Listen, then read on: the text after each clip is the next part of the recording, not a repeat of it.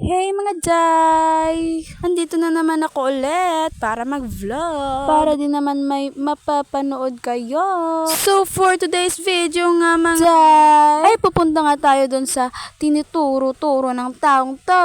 Uy sige, turo-turuin mo yan. Para kang timang. So kung may nakita kayong kakaiba dyan sa likod ko, don't worry, it's just alien, charot. Ate ko pala at kuya yan, hihi, sorry. And dito nga tayo dadaan. Ay, talaga ba? Road to heaven yan, te. Hey, joke lang. So, kung nakikita nyo to, ano to? Ay, hala, pinaquiz pa sila. So, maglalakad-lakad nga lang naman tayo dito. Ay, alangan naman gumapang ka. Duh. So, ito nga pala ang bahay ng tita ko. Ay, sorry, nasali pa yung bahay ng tita ko. Kung nakikita nyo to, sorry na lang po. So, inaantay ko na lang pala dyan yung ate ko. And ayan, nandito na nga siya, nagbibideo din siya parang tima. Kasi nga humingi pa siya ng tubig. So maglalakad na nga din tayo dahil nandito na nga ang ating inaantay. Na sobrang tagal dahil sa kakabidyo niya. Galit na ako.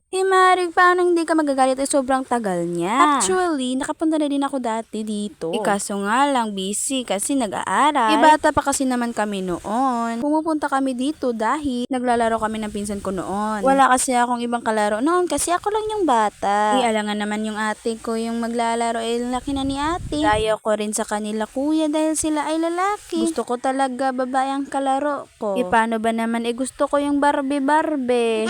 Actually noon lang to. Dahil hindi na talaga ako naglalaro ngayon. Kasi feeling ko ang boring maglaro. And so ngayon nga nakarating na nga kami dito sa aming paroroonan. Nilibot ko na nga ang kamera. And so kung nakita nyo yan pala yung kalsada na dinaanan naman kanina. Ngayon para na siyang ahas. And so ngayon inaantay ko na lang ang mama at papa ko na dumating. Habang nag-aantay, lilibot ko na lang muna ang kamera para makita nyo kung gaano kalawak yan. So maghahakot lang pala kami ngayon ng palay. Nilibot ko na talaga ang kamera para masulit nyo na makita yung magandang view sa probinsya. Isa na mahalin din natin yung Mother Earth natin. So kung mapapansin nyo, yung dalawang alien na kapatid ko na nagsiselfon, may alien pa ba ngayon na nagsiselfon?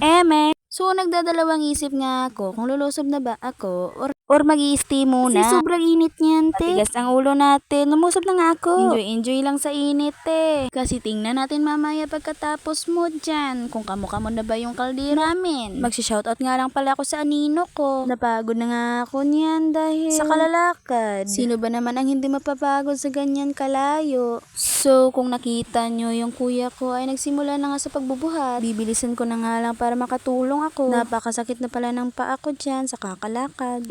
Habang naglalakad nga ako dyan, te, may nakita akong bulaklak ng tangkong. I remember nga na nag-crave pala ako ng tangkong. Ang sarap ng adobuhin, yum. Ikaw, i-comment mo nga kung gusto mo ng tangkong. Hala, nagtatanong pang taong to. Bilisan mo na nga dyan, baka hindi ka makaturo sa paghahakot niyan. Kung nakikita nyo nga yung kuya ko, nakakuha na siya ng tangkong.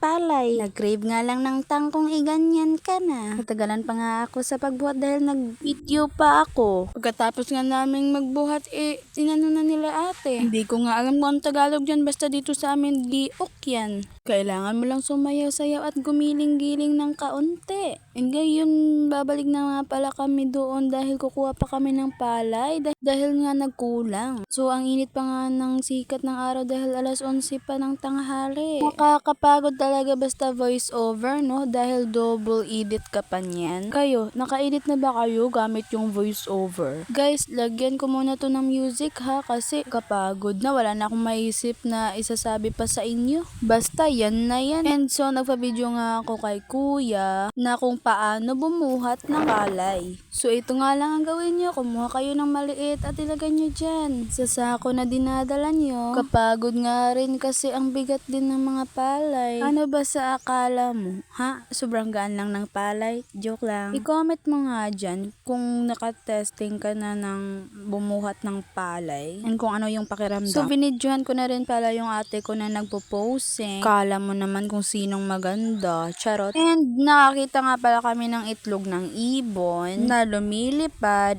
Na nandyan pala sa pugad niya. Actually, marami sila. Kasi tinapon na namin yung iba. Kasi nag-crack na. Siya na lang yung isang naiwan. Kawawa naman, kaya kinuha na lang namin. And umuwi na nga kami para mananghalian. Kasi sakto rin, gutom na rin talaga ako. Naisip ko talaga bigla kung anong ulam namin.